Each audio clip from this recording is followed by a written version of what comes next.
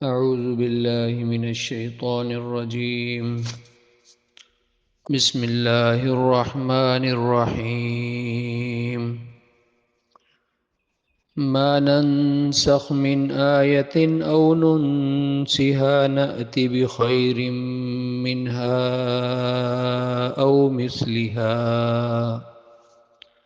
ألم تعلم أن الله على كل شيء قدير.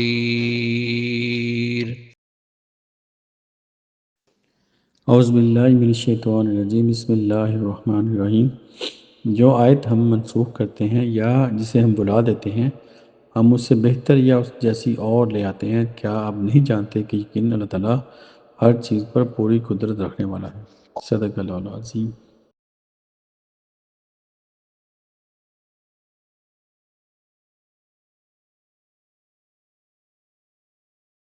آج ہم سورہ بقرہ کی آیت نمبر 106 کی تلاوت کی، اس کا ترجمہ آپ نے سنا۔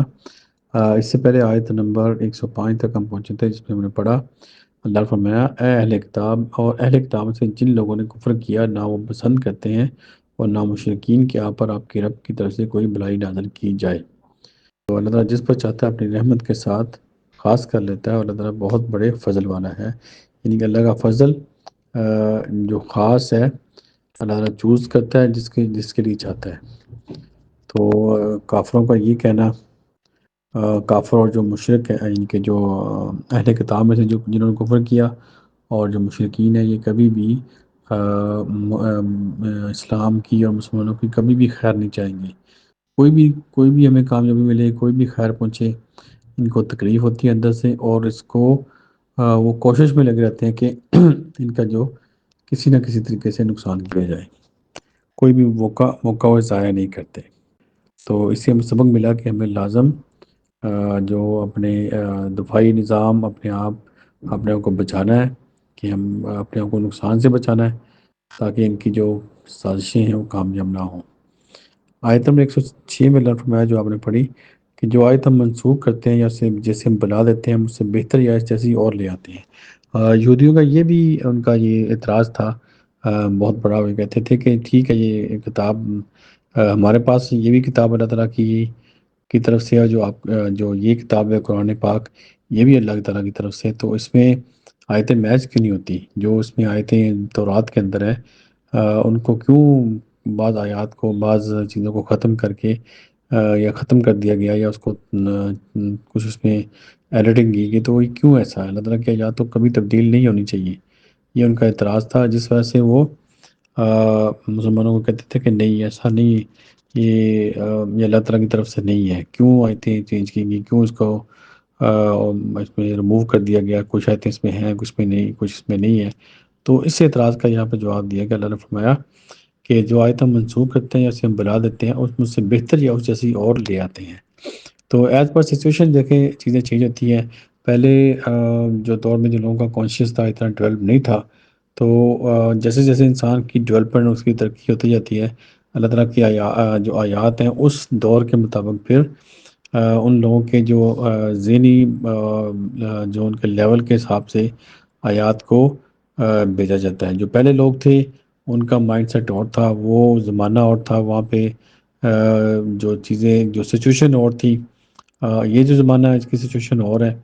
آج ہم یہ قرآن کو اس لیے سب سے بڑا معجزہ کہا جاتا ہے کہ جو قیامت تک کے لیے ہے، کیونکہ یہ ہر دور، اب دیکھیں 1400 سال ہو گئے ہیں، اس دور میں بھی لوگوں نے اس سے فائدہ اٹھایا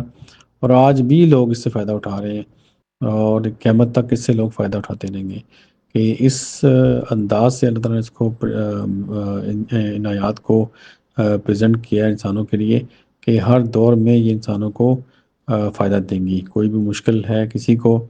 اگر وہ قرآن کو بہت گہرائی سے تدبر کرے، یعنی کہ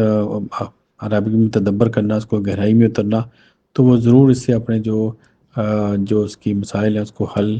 نکال سکتا ہے۔ یعنی کہ آج ہمیں جو بھی پرابلم جو مشکلات ہیں، اگر کوئی چاہے کہ وہ ہدایت لینا چاہتا ہے اور مسائل کو صحیح معنوں میں حل کرنا چاہتا ہے، تاکہ وہ مسائل جو اگر کوئی مسئلہ ہے تو وہ جڑ سے ختم ہو جائے، تو وہ قرآن ہی ایسی کتاب ہے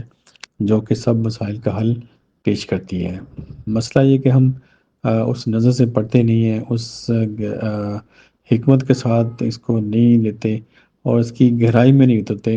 اور ہمارا یہ مقصد نہیں ہوتا کہ ہم پرابلم کو سولو کریں، تو اس لیے ہمیں وہ فوائد قرآن سے نہیں حاصل کر پاتے۔ بہت بڑی تعداد اس کو قرآن کو پڑھتی ہی نہیں ہے، جو کچھ پڑھتے ہیں وہ ترجمے کے ساتھ نہیں پڑھتے، پھر جو ترجمہ پڑھتے ہیں وہ پھر اس کو سمجھتے نہیں ہیں، تو بے شمار لوگ اس پہ عمل نہیں کرتے ہیں، جس کی وجہ سے یہ مسائل پیدا ہو رہے ہیں دنیا کے اندر۔ تو اللہ نے فرمایا کہ یعنی کہ جو بھی آیت ہم منسوخ کرتے ہیں یا اس کو ہم بلا دیتے ہیں تو اس سے بہتر، اس جیسی یا اس سے بہتر آیت کو ہم لے آتے ہیں، تو اس کا مطلب ہے تو جو اللہ کا نظام ہے وہ اس طرح انسانوں کی ضروریات کے مطابق، زمانے کے حالات کے مطابق اللہ تعالیٰ اس کو پیش کرتے ہیں۔ اب جو پہلے زمانے کے لوگ تھے، جو ان کی ضروریات تھی وہ آج کے زمانے کے ساتھ میچ نہیں کرتی، تو اس لیے اللہ تعالیٰ نے آیات کو اس حساب سے پیش کیا تاکہ اس زمانے کے جو لوگ ہیں وہ اس کو صحیح طرح سے سمجھ سکیں۔ پھر لاسٹ میں اللہ نے فرمایا یقین اللہ تعالیٰ کیا آپ نہیں جانتے کہ یقین اللہ تعالیٰ ہر چیز پر پوری قدرت رکھنے والا ہے،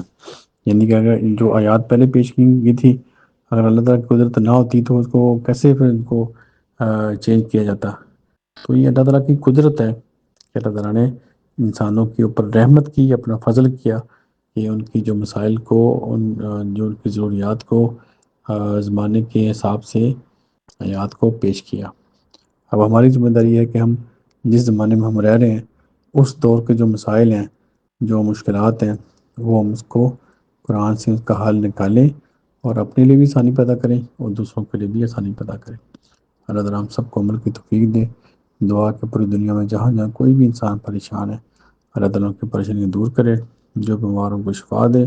اور جو اس دنیا سے فوت ہو چکے ہیں اللہ تعالیٰ کی مغفرت کرے۔ آمین۔ صدق اللہ العظیم۔ جزاک اللہ خیر۔